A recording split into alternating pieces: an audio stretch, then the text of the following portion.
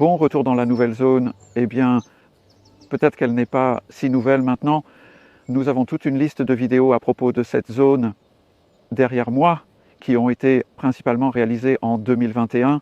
Et puis l'année dernière, en 2022, nous y sommes à peine revenus parce que nous avions en quelque sorte fait la nouvelle partie, si vous voulez. Donc c'est un bon rattrapage pour voir comment elle s'est développée au cours de la dernière année. Et ce printemps, c'est maintenant le milieu de mai, dans ce qui se transforme en un temps glorieux. Et tout cela est du jardinage sans bêchage. Donc ce que vous allez voir est la récupération d'un champ envahi par les mauvaises herbes sans perturber le sol. Et pour rester à jour sur ce merveilleux processus, abonnez-vous à ma chaîne. Et il y a une tonne de vidéos ici qui parlent de cette méthode, beaucoup plus sur la culture de superbes légumes et toutes sortes de choses. Et nous avons du super contenu à venir cet été sur toutes sortes de choses à voir avec la culture sans creuser et la culture des légumes. Donc ici, à l'origine, eh bien, il y a 2 ans et demi, c'était le bord de Home Acres, mon jardin, qui s'étendait sur 3/4 d'acre dans cette direction. Et puis j'ai eu l'opportunité d'acheter presque un acre, environ 3500 mètres carrés dans cette direction. Et il y avait une clôture entre les deux. Comme c'était le bord, je l'ai laissé à l'état sauvage. J'aimais vraiment ça, avoir un bord sauvage. J'aime avoir un jardin bien rangé, un bord sauvage. C'est un excellent habitat pour les insectes prédateurs et les oiseaux et toutes sortes de choses. Récupérer le sauvage était donc intéressant. La première partie, en fait, c'était ça qui s'est passé juste avant que j'achète le terrain, et c'était la création d'un nouveau lit que nous avons fait en collaboration avec Epic Gardening. Et à partir d'ici, vous pouvez voir en continuant, tout cela était des ronces, des orties, du lierre, et à peu près là où se trouvait la clôture, nous avons depuis créé une baie de compost de 3 palettes qui se porte vraiment bien. C'est légèrement plus petit que mes baies principales. Nous continuons à tourner les 2 baies extérieures et à les vider dans la baie centrale qui reçoit le compost retourné. Et il y a un lot là-bas en ce moment qui a en moyenne 9 mois, qui a l'air vraiment bien, probablement à utiliser à l'automne. Et puis le long d'ici, il y avait... La clôture était à peu près là, et c'est là que se trouvait toute la croissance sauvage. Il y avait 1 ou 2 pommiers qui ne produisaient pas de beaux fruits, alors j'ai décidé de les enlever. Nous avons coupé les racines des ligneux, mais nous paillerons et arracherons le lierre du reste. Et en fait, nous avons tondu l'herbe. C'est intéressant de voir comment la tonte d'herbes sauvages et de mauvaises herbes donne un résultat proche d'une pelouse. Nous avons à peine ressemé de l'herbe ici. Tout cela préexistait, encouragé par une coupe plutôt courte à la tondeuse. Et ces pommiers, en théorie, ils sont sur 1026-26. Je dis en théorie car c'est un porte-greffe vigoureux et ils ont été plantés en pleine terre. C'est leur 3e printemps. Ils ne poussent pas réellement aussi vite. Je suis un peu perplexe quant à la raison. Et ils s'échappent de toute façon. Et puis nous essayons quelques autres belles choses ici comme cette haie de romarin. C'était juste sur le sol envahi de mauvaises herbes et compost en carton. Nous avons ajouté du carton neuf et du compost supplémentaire autour du bord. Et l'idée est que, eh bien, la méthode est que c'est si rapide comme moyen de se débarrasser de la renouée et ou de ne pas s'en débarrasser complètement. Utilisez toujours une truelle, je vous montrerai dans une minute. C'est une suppression à long terme, puis elle disparaît. Nous venons de créer ce magnifique étang ici. C'était un projet d'hiver cette année. Adam, mon aide de confiance, a beaucoup creusé là-bas. Et puis nous avons mis le revêtement, posé sur du sable aussi, et un revêtement de bassin. Alors qu'ici nous avons un Sunberry, et c'est un croisement entre la framboise et la mûre. Apparemment plus doux que la Loganberry, avec une longue période de récolte estivale, mais je ne l'ai jamais cultivé auparavant selon la description. Et je l'ai mis contre la haie parce que nous pouvons l'éventer et faire pousser les principaux leaders de manière judicieuse. Et de même ici, abricot.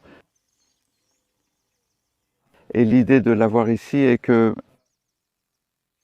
il est à l'abri du gel. S'il y a un gel tardif, car les abricots fleurissent très tôt au printemps, disons fin février, voire début mars, et nous sommes dans une sorte de creux de gel ici, nous avons donc pas mal de gel au printemps qui ferait simplement tomber la fleur, en gros.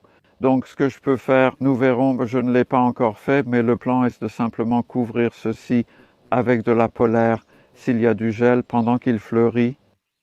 Donc c'est un projet. Et puis en montant ici, nous verrons maintenant la zone principale du jardin. Donc cet espace, quand je l'ai pris après avoir acheté le champ et signé les actes en janvier 2021, nous sommes maintenant le 23 mai. Après avoir signé ces actes, je me suis dit « Oh mon Dieu, qu'ai-je fait ?» Et je n'avais aucune idée précise de la quantité de culture que j'allais faire ici de légumes. J'ai fini par prendre d'une manière ou d'une autre paillage couvrant 300 mètres carrés sous un 10e d'acre. Et c'est ce que nous avons testé il y a 2 ans. Et une chose que nous avons trouvée était d'énormes quantités de cette renouée des champs ou convolvulus. Et c'est la méthode que j'utilise pour faire levier. Il y a des activités que vous pourriez appeler creuser, mais c'est une perturbation incontournable du sol pour tenter d'extraire un maximum de cette racine profonde, mais pas la plus profonde. Sous ce morceau de racine que j'ai retiré et mis sur le tas de compost, en dessous, c'est plus profond. Ouais, tu vois comment ça... C'est le maximum qu'on puisse avoir, généralement. Je vais simplement tout retasser. Et nous trouvons, j'ai trouvé en faisant cela, quand je suis arrivé pour la première fois à Omacre, il y a une parcelle dans la vieille partie du jardin qui était solidement envahie par le liseron. Et après 2 étés à faire cela, à l'enlever régulièrement, il a disparu, terminé. Et ici, c'était juste épais avec ça. Dès le premier printemps, mon espoir s'amenuisait. Vous savez, c'est comme « allons-nous jamais surmonter cela ?» Et derrière moi, nous avons en fait couvert cette zone de plastique noir. Et cela aide, cela nous a donné un peu d'espace pour respirer. Mais étonnamment, 2 ans plus tard, il y en a à peine ce printemps et c'est très gérable. Il vient principalement des bords comme ici, se nourrissant de la renouée qui est encore dans l'herbe, par exemple. Mais la tonte de l'herbe réduit aussi sa vigueur, donc nous gardons les bords courts. Ce lit, une partie est en fait un peu plus récente. Nous verrons dans une minute, à l'extrémité éloignée, un nouveau lit fait ce printemps.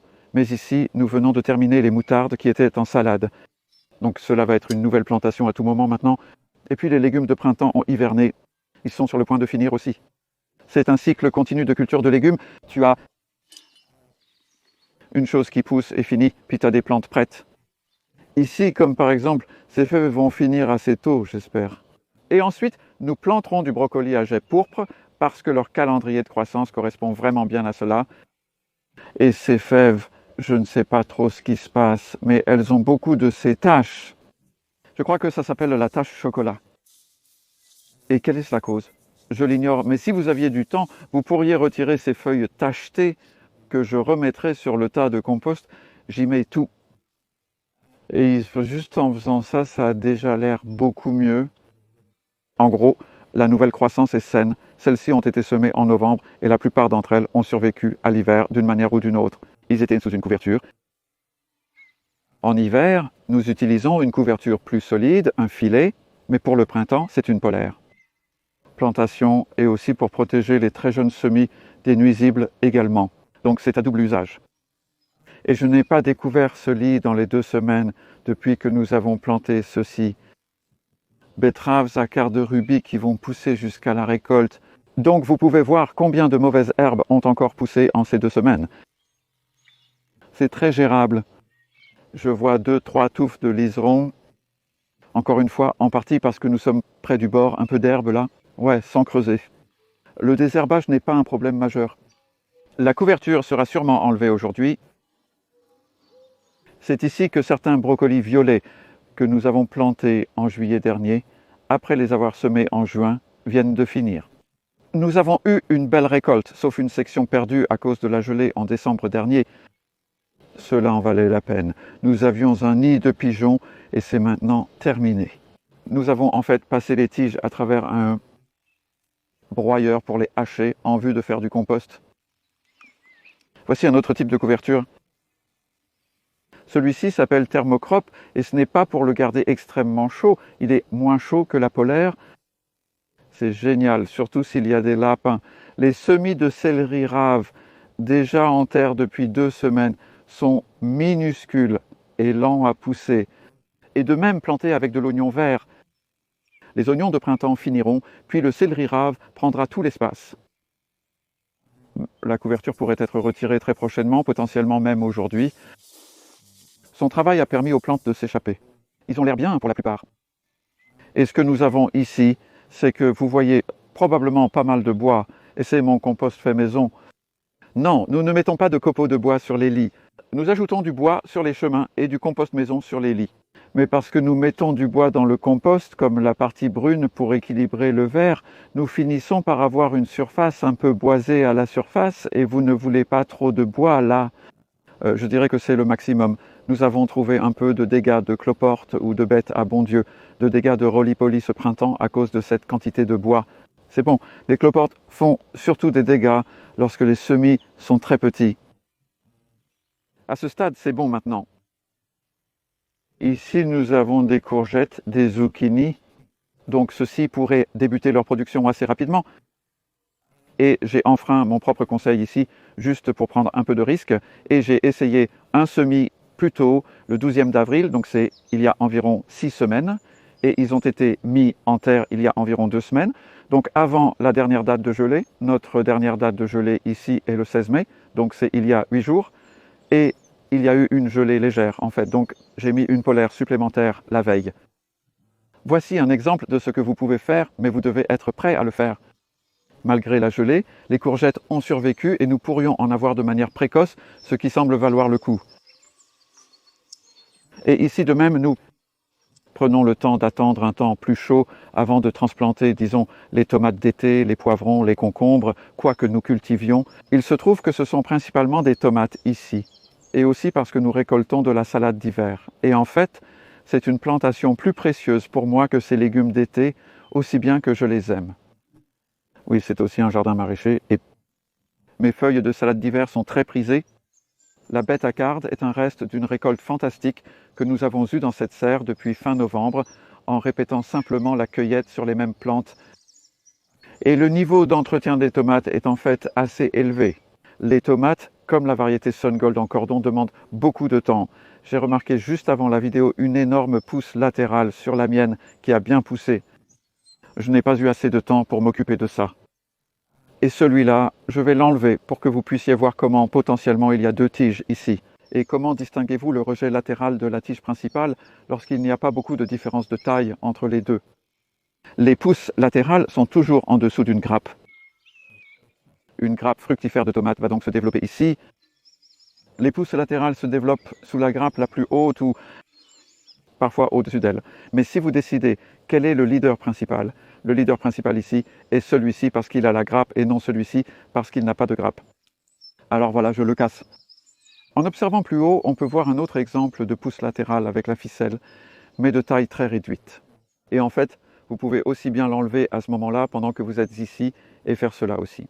Donc maintenant, je sais que j'ai probablement encore une semaine avant de devoir refaire ça. Belle variété, Sun Gold, l'ail plante intercalaire présente tout l'hiver, ne concurrence pas la salade. C'est comme une récolte gratuite, c'est ainsi que je la nomme. Et nous récolterons cette ail dans environ 2 semaines. On n'attend pas que les sommets deviennent jaunes. Cueillez les verts.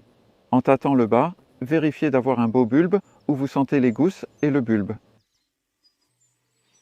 Donc dans le temps, c'était la clôture le long d'ici, ce qui signifiait que c'était les faiseuses de maisons. Et nous avons en fait un lit ici de ce qui avait été précédemment sauvage et avons construit cette cabane. Et la haie n'est que quelques petites plantes que m'a donné la pépinière de Hope's Grove dans le Kent. De très jolis petits semis ornementaux, comme ce noisetier rouge, et je pense que celui-ci est un hêtre de Hornby mort. J'ai peur d'avoir perdu l'étiquette. J'ai un enregistrement quelque part. Jolie couleur. Et celui-ci s'appelle figuier de Barbarie ou frêne épineux. Et c'est, désolé, pas épineux pour être juste. Frêne épineux, c'est vérifie-toi sur le poivre. Donc les baies ont cette gaine rose que vous pouvez utiliser comme un poivre. C'est très astringent et sec en bouche, avec un goût certainement poivré. Et puis, des légumes sont par ici, juste au-delà du tunnel de polyéthylène, je vois de très jolis pois pour les pousses, mais ici, ce sont des épinards qui ont passé l'hiver. Et puis, j'ai perdu beaucoup de plantes pendant l'hiver. Donc ce lit était tout épinard depuis septembre. Et c'est l'un des rares survivants. Et vous pouvez voir qu'il est différent des autres qui commencent à fleurir, mais celui-ci a été semé en août dernier. donc c'est une assez vieille plante d'épinards. Alors que ces épinards ont été semés en février, et je pourrais en cueillir un juste pour vous montrer comment nous le faisons, comment nous avons récolté. Nous avons déjà beaucoup récolté en enlevant ces grandes et belles feuilles. Les feuilles ne sont pas du bébé épinard, mais le goût est fantastique, la texture est forte. Je dirais que c'est probablement beaucoup plus sain de pousser sur une plante mature comme celle-ci, entourée de charmants microbes du sol.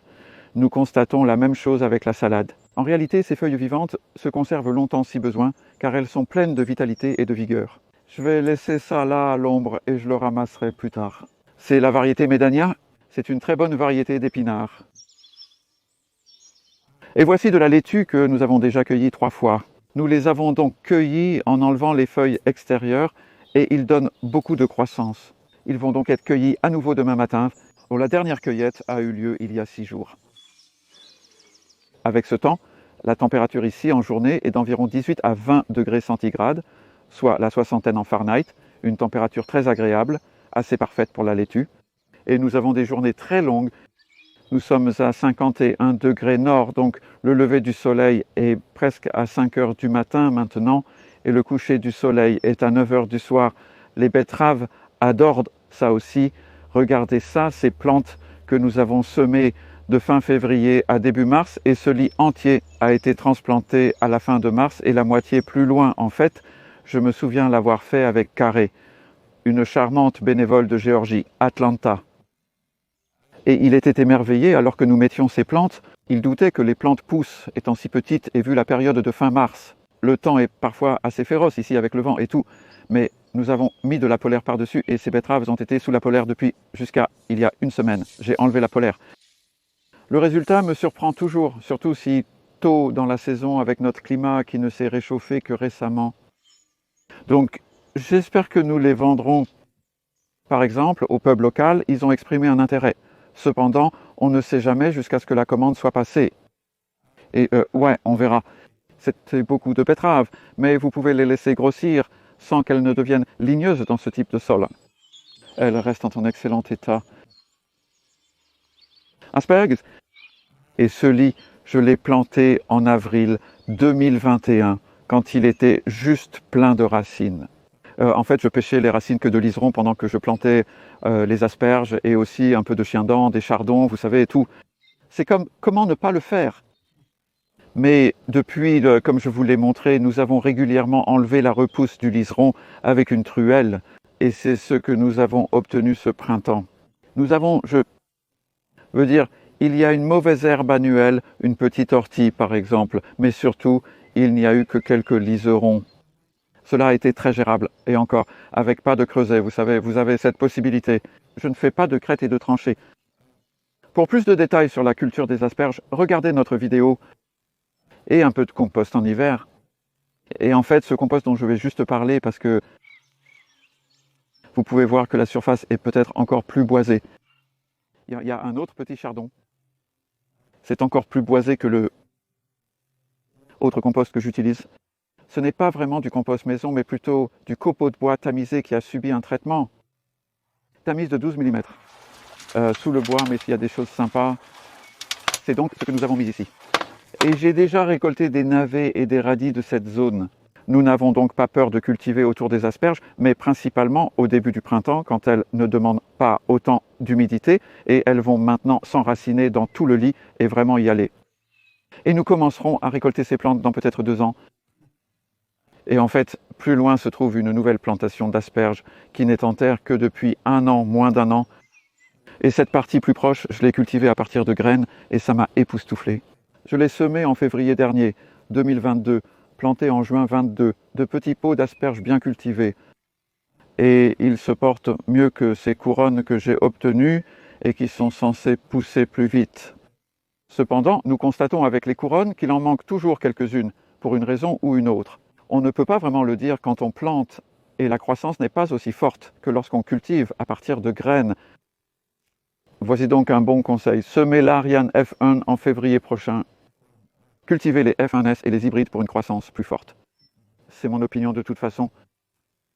Donc la rhubarbe, cette zone, pendant la première année, elle était recouverte de plastique noir pour une expérience.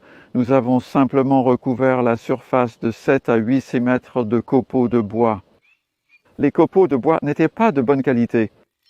Il y a beaucoup de gros morceaux. Pour moi, c'est un copeau de bois que vous ne voulez vraiment pas dans votre jardin. Je réalise que c'est probablement du peuplier et on dirait que l'arboriste a broyé de vieilles bûches ou de vieux arbres. Si vous pouvez obtenir du bois vert broyé, c'est bien mieux pour le sol car il se décompose plus rapidement. Malgré le retrait du polyéthylène au printemps dernier, notre récolte de pommes de terre a été quasiment un échec. La rhubarbe était la seule. La croissance de la plante ici a pris du temps. La rhubarbe a mis du temps à pousser ici cette année, contrairement à d'habitude. C'est en cours maintenant. Il est passé sous les copeaux de bois et dans le sol en dessous. Mais ici, nous avons en fait enlevé tous les copeaux de bois l'automne dernier, ou même l'été dernier. Après l'échec des pommes de terre, nous avons étalé du compost de déchets verts et avons cultivé de beaux choux en fait. Mais là, on retente les pommes de terre juste pour voir. Une grande partie de ce jardin consiste à essayer des choses. Voici une autre belle chose qui Adam a faite en fait. Il est vraiment bon sur... Et j'ai acheté du porte-greffe parce que je pensais, tu sais, c'est une façon de faire pousser tes propres arbres. Et en fait, ce sont les morceaux de porte-greffe qui restaient après la greffe. Il les a plantés dans le sol. Ils semblent avoir pris racine. Nous pourrions donc les utiliser comme porte-greffe. Le porte-greffe est utilisé lorsque vous voulez un arbre d'une taille différente de celle que vous greffez dessus. C'est principalement contre les lapins qui adorent ce genre de choses. Il y a donc en fait une branche que nous ne voulons pas, c'est parce qu'elle sort du porte-greffe. Et je vais en fait l'enlever parce que cela l'éloignera. Maintenant, nous avons juste la partie qu'Adam a greffée avec un peu de ruban autour. C'est une nouvelle croissance vraiment agréable à voir, et y compris cette fleur ici. Alors, devrions-nous le laisser et avoir des pommes? Non, ce n'est pas une bonne idée parce que ça, je vais le pincer. Ça, si tu laisses même une pomme pousser sur quelque chose comme ça va prendre tellement d'énergie de ce que tu veux vraiment. C'est la croissance du bois, ça pour se transformer en arbre. Ça semble prometteur cependant. Tu sais, nous avons une nouvelle croissance là. Remets ça soigneusement. Cette partie, un peu éclipsée, sortira bientôt et elle est très agréable. Ce choucal qui vient de fleurir est très bénéfique pour les insectes. Alors, je l'ai laissé. Et vous voyez aussi, en fait, il y a une tige là, juste couverte de pucerons. Et certains d'entre vous remarquent sûrement que le printemps est la saison des pucerons. Nous en avons pas mal. Et puis, généralement, les prédateurs arrivent. Les pucerons doivent arriver en premier, suivis de leurs prédateurs comme les cirphes et les coccinelles qui les mangent. C'est le plan. Ce coin est devenu un peu un compost essentiel pour cultiver de bons légumes, que vous pratiquiez ou non le labour. Donc, pour commencer, j'utilise plus de compost que je ne le fais en continu. Et pour cette première année, je trouve vraiment utile d'acheter du compost. Et les trois types que j'ai tendance à utiliser sont le fumier de vache ici, tous déchargés d'un camion de 2 tonnes, juste un petit camion qui peut entrer dans une entrée. Si vous avez accès, cela le rend. C'est une façon très agréable et bon marché et moins de plastique pour acheter ce compost. Et il y a du compost de champignons là-haut et aussi du compost de déchets verts, la vraie matière noire derrière, chacun ayant des qualités différentes. Regardez mes autres vidéos pour plus de détails, mais globalement, nous utilisons moins de compost. Et la plupart de ce que j'utilise en continu est mon propre compost. Nous appliquons une ration d'entretien d'environ 3 cm par an et je n'utilise aucun engrais. Vous savez, c'est en fait une fois que vous pouvez passer par cette dose initiale un peu plus lourde de compost pour vraiment construire la fertilité, considérez-le comme un investissement à long terme et vous pouvez vous amuser après cela parce qu'il y a moins de mauvaises herbes. Et oui, tout est plus facile. Nous essayons quelque chose d'un peu différent. Les mouches des carottes qui endommagent ces légumes ne volent généralement pas très haut. Je pense que celui-ci n'est pas assez haut. Nous pourrions y mettre une barrière. Ces carottes ont été semées fin mars avec une couverture en polaire. C'est ainsi qu'elles sont belles et assez avancées. Je viens de voir que le liseron a poussé ici. Regarde ça. Donc il a poussé d'environ 40 cm, 16 pouces. Je ne vais pas extraire cette racine très longue qui descend tout droit. Il est donc bénéfique de continuer à retirer ce type de liseron, mais j'étais curieux de, juste pour tirer une carotte peut-être, et voir à quoi elle ressemble. Donc si vous pensez maintenant que ces carottes ont été semées il y a 2 mois, elles ont été semées autour de l'équinoxe de mars ici, vous avez ce qui ressemble à une belle potentielle. Elle ne sera pas énorme ni très longue, mais elle devrait être assez agréable. Ça semble prometteur et résistant à l'attraction. Non, voilà. Donc en fait, ce lit qui s'enracine à travers le compost et le sol commence probablement à peu près là. Il serait intéressant de voir comment ils grandissent. Nous avions des dessus supplémentaires. Pour un lit profond comme celui-ci, je le conseille. Enterrez la couche inférieure en espérant trouver une belle terre. Non, sinon utilisez du compost, mais n'en mettez pas trop, pas plus de 15 cm environ, soit 6 pouces. Si c'était tout du compost, il continuerait à s'enfoncer assez rapidement, alors vous auriez besoin de plus de compost. C'est bien d'avoir autant de compost, mais une option est de mettre de la terre au fond. Donc tout cela était un nouveau terrain au printemps dernier. Avant cela, c'était comme la prairie derrière et nous l'avions recouvert de plastique noir, comme vous le verrez dans une minute, et nous avons cultivé de belles courges et tout. Des pommes de terre ici, donc c'est comme un lit normal maintenant. Et ce sont des lits d'une largeur de 1,2 m, des chemins de 40 cm de large, soit 4 pieds et 16 pouces. Je trouve que c'est une largeur gérable pour les lits et les chemins. Du chou rave ici, la couverture pourrait aussi être retirée de ceci en fait, et les choux-fleurs souffrent un peu de la perte d'humidité due à l'arbre. C'est un frêne, voyez comme il est grand. Et généralement, les racines d'un arbre, si vous tracez une ligne à 45 degrés vers le bas depuis le sommet, c'est jusqu'où les racines pénètrent dans votre parcelle. Cet hiver, nous devrions couper le haut de cet arbre, car il impacte vraiment, surtout si nous avons un été sec. Si vous aviez un été humide, cela n'aurait en fait pas d'importance. C'est aussi une raison de stocker le compost ici. C'est un peu sec pour faire pousser des légumes. Nous observerons le comportement de ces courgettes, plantées il y a 3 semaines. Et puis, le seigle, c'est une de mes plantes préférées parce que je mange beaucoup de pain de seigle. J'aime vraiment ça. Et c'est du pain au levain. Vous pouvez en voir un aperçu dans nos vidéos précédentes. De plus, nous avons filmé la récolte de mon premier lot de seigle, cultivé à partir de graines. Le seigle acheté était pour la nourriture, pas pour semer. Je ne sais même pas quelle est la variété. Et je l'ai cultivé dans une parcelle là-bas, qui est maintenant des oignons verts et des carottes. Et cette zone, pour vous donner une idée, a produit 6 pains. Ça ne nourrira pas une armée et demande du travail, mais c'est très amusant. Cette année, comme j'ai cultivé davantage à partir des graines de l'année dernière, la croissance a été plus saine. Vous savez, ces plantes ont vraiment l'air sympas et c'est incroyable combien vous en obtenez. Genre, tout ça vient de 2 graines. Donc 2 graines ont produit autant de tiges, c'est appelé talage. Les agriculteurs de céréales apprécient le fait que peu de graines suffisent pour faire pousser de nombreuses tiges. Et à partir de ce niveau de développement, peut-être que nous obtiendrons une récolte dans environ 2 mois à partir de maintenant. Il doit être assez mûr pour la récolte. J'espère qu'il va pleuvoir. Je veux dire, c'est l'histoire de tout ce jardin en fait. Je n'ai pas de système d'irrigation. J'ai un robinet. Nous ne l'avons pas arrosé l'été dernier, c'est très sec. Il reste encore une quantité suffisante. C'est une plante aux racines profondes. Le sol ici est argileux. C'est un limon loameux sur de l'argile. C'est malheureux, ce sol retient l'humidité. Idéal pour la non-labour. Et puis, en regardant plus loin, nous avons ces belles fleurs. J'aime toujours avoir quelques fleurs autour des bords de la plupart des lits et aussi quelques-unes au milieu en fait. Et si vous regardez des vidéos de l'été ici, vous verrez de magnifiques tournesols et dahlias. En ce moment, à la fin du printemps, nous avons les alliums ornementaux et il y a ici toute une série de différents. Non, je vais voir si je peux faire des recherches pour trouver les noms de ceux-ci. Ils sont arrivés dans un paquet mixte, donc ce n'était pas un choix délibéré. Et ils font tous des choses différentes, ce qui est agréable. Des lupins que j'ai cultivés à partir de graines l'année dernière, et oui, une bonne sélection de plantes.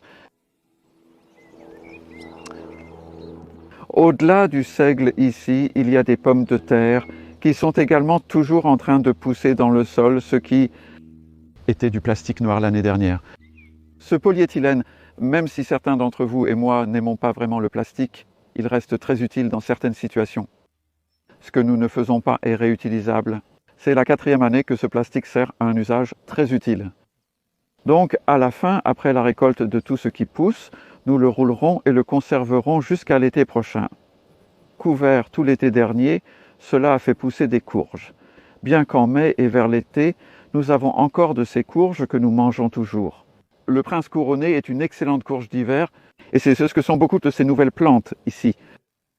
Donc ce sont maintenant des pommes de terre où nous avons mis du compost dessus. Le déclenchement principal a été une gelée tardive survenue il y a 2 semaines, voire même 8 jours. Adam a mis du fumier de vache. Et curieusement, bien que ce soit du fumier de vache, ce n'est pas tout à fait ce que j'appellerais du fumier de vache. Vous pouvez voir comment faire cela. C'est bien de couvrir les pommes de terre ainsi. C'est ce qu'on appelle butter ou binaire. Le fumier de vache ressemble à du bois, selon moi. Il y a quelque part du fumier là-dedans, mais ils mettent les vaches sur du bois. Malheureusement, pour un jardinier, ce n'est pas une bonne nouvelle, car cela va prendre pas mal de temps pour se décomposer dans le sol. Ce n'est pas mauvais, mais ça pourrait être mieux s'ils étaient sur de la paille. Nous verrons comment les pommes de terre l'apprécient et continuent, parce que cela servira maintenant de fertilité pour les fuites, disons, que nous pourrions planter après ces pommes de terre. C'est une variété précoce de 2e année pour la récolte vers la mi-juillet. Nous vous renverrons à nouveau à des vidéos sur ce sujet. Et donc voici le plastique pour cette année. Il y a donc 4 mois, cette zone ressemblait à ce que vous voyez au-delà, la prairie. Eh bien, appelez ça une prairie. Qu'est-ce qu'une prairie? Une prairie n'est que de l'herbe et des mauvaises herbes. Les mauvaises herbes peuvent être de jolies plantes, en effet. Un terme moderne pour une mauvaise herbe est plante héroïque. Donc oui, c'est ce qui était là. Et juste en le couvrant, nous avons d'abord mis du compost pour nourrir le sol autant que tout le reste, ce qui nourrit indirectement les plantes, et ensuite le plastique par-dessus. Et c'est principalement, nous l'avons en fait enlevé il y a environ 3 semaines quand il y a eu de fortes pluies, juste avant les fortes pluies. Et c'était génial parce que le compost était un peu sec, croyez-le ou non, quand nous l'avons mis. C'est maintenant très humide là-dessous. J'étais partagé sur le fait de remettre le plastique après l'avoir enroulé, vous savez. Je me suis dit que j'allais le faire, car cela maintient l'humidité et réchauffe le sol à ce stade, ce que les courges apprécient vraiment. Nous ne sommes pas un endroit d'été chaud ici, mais plutôt tempéré. Et nous récolterons en septembre si tout va bien, puis nous débarrasserons des débris, roulerons le plastique et sèmerons probablement une culture de couverture comme du fumier vert ou de la moutarde. Et il y a quelques maïs doux entre les courges, donc c'est un joli mélange de plantations. Je ne fais pas les 3 sœurs ici, parce que cela nécessiterait un été plus chaud que ce que nous avons. Et ici, je peux vous montrer l'autre manière classique de faire un lit, sans creuser, que nous utilisons en fait beaucoup plus que le plastique. J'utilise du plastique en partie à cause de la grande quantité de liserons qu'on peut voir ici ou qu'on a généralement vu. Et ce petit lit, c'était une sorte de coin herbeux. Encore une fois, fin janvier, il faisait un froid glacial quand j'ai fait ce lit. Et du carton sur les mauvaises herbes, y compris pas mal de pissenlits. Je reçois parfois des commentaires comme « Oh, pourquoi couvres-tu les pissenlits? Cette plante est merveilleuse. » Je suis totalement d'accord. Et nous en avons des millions là-bas. Je ne veux pas en avoir ici, juste à cet endroit. Donc nous voulons cultiver des plantes alimentaires et aussi quelques plantes ornementales. Nous avons ajouté du nouveau carton autour du bord de ce nouveau lit. C'est toujours une caractéristique à cause de la propagation des mauvaises herbes. Et au milieu, la plupart du temps, c'est à la main que l'on a désherbé la repousse ultérieure du pissenlit. La première année sans labour peut être difficile, mais cela en vaut la peine pour obtenir un sol propre à l'avenir, comme vous l'avez vu dans le reste de ce jardin. C'est beaucoup plus facile. Avoir ce nouveau terrain a offert des possibilités fantastiques pour des choses que nous ne pouvions pas faire dans la partie la plus ancienne de Homax, qui était assez remplie. Et nous avons encore plus à explorer. Et comme autour du bord ici, il y a 2 printemps, nous avons planté quelques petits plants de noisetiers et de bouleaux, et ils commencent à ressembler à de petits arbres maintenant. C'est donc agréable. Des fleurs sauvages entourent le bord et sont présentes au milieu aussi. À partir de ce qui est ici, c'est incroyable. Et puis juste en tondant cette herbe et ces fleurs et ces mauvaises herbes, c'est incroyable comment l'herbe prend forme. Donc nous, vous savez, nous créons un espace vraiment magnifique. Les saules là-bas venaient d'un tronc qu'Adam a trouvé il y a environ 3 ans. Et il a pris des semis de cela et a fait propager de nouvelles plantes de saules et particulièrement vigoureuses. Il dit qu'ils sont une variété super vigoureuse. Nous observerons leur comportement là-bas, mais ils n'y sont que depuis février. Et voyez-vous derrière eux l'incroyable aubépine à cette période de l'année. En Angleterre, nous l'appelons May. C'est un surnom pour l'aubépine parce qu'elle fleurit en mai Et il y a ce joli dicton, ne jamais se découvrir tant que le mois de mai n'est pas fini, qui ne veut pas dire en réalité jusqu'à fin mai, jusqu'à la floraison de mai, c'est-à-dire maintenant, et cela correspond généralement à un temps plus chaud. Et cela signifie que vous pouvez enlever vos vêtements et également transplanter certains semis sensibles au gel, comme nous le faisons en ce moment. C'est une période tellement chargée. Et puis l'ancien étang n'a toujours pas été un énorme succès. Nous y travaillons toujours, mais c'est néanmoins un habitat fantastique alors qu'il décline. Il reste encore un peu d'eau sous les algues et c'est toujours un bel habitat pour la faune de différents types. Et les fleurs autour sont superbes. Les abeilles dans le coin là-bas n'ont pas connu un énorme succès. Je ne suis pas un apiculteur naturel. J'ai travaillé avec l'abeille noire et nous avons eu de la malchance l'année dernière. L'expansion est arrivée avant que nous soyons prêts et ils se sont tous envolés en essaim. Mais il nous reste une ruche vigoureuse et nous verrons comment cela se passe. Nous avons la deuxième boîte. S'il y a un essaim, Black Bee a peut attraper. Donc oui, déléguer un peu. Et puis là-bas, quelque chose avec lequel je suis très impliqué est mon vermicomposteur, qui est un bel ajout à ce coin de Homemaker et pour faire du compost. Cette remise a été fantastique et je me disais à l'époque, ai-je vraiment besoin de tout cet espace? Mes garçons, nous le faisons. C'est génial pour avoir de l'espace sous couverture pour stocker le compost, comme le compost de verre utilisé en propagation. Au printemps, la quantité d'espace nécessaire sous les couvertures que nous utilisons est vraiment étonnante. L'entreprise grandit également tout le temps ici. Mais plus que tout, c'était aussi sur la remise. Vous savez, je viens de voir un petit oiseau voler dans l'une des nichoirs que Adam a fabriquées en hiver. Donc ils sont un bel ajout. Dans un espace comme celui-ci, il y a une petite boîte avec des trous percés pour accueillir les abeilles solitaires, par exemple. Donc cela permet beaucoup de potentiel pour la faune d'avoir cet espace supplémentaire. Mais le plus important est de cultiver des légumes. C'est mon affaire, si vous voulez. Et ce que j'aime le plus partager avec vous, et vous verrez si vous revenez pendant l'été, toutes les plantations successives que nous faisons ici, pratiquement tout ce que vous voyez ici, va se terminer à un moment donné de l'été, début de l'automne, et être remplacé par une autre plantation. Donc cela prendra notre énergie. C'est merveilleux d'avoir ce nouvel espace pour toutes les possibilités. Je n'ai jamais vraiment conçu ce que vous voyez ici, mais ça évolue bien au fur et à mesure.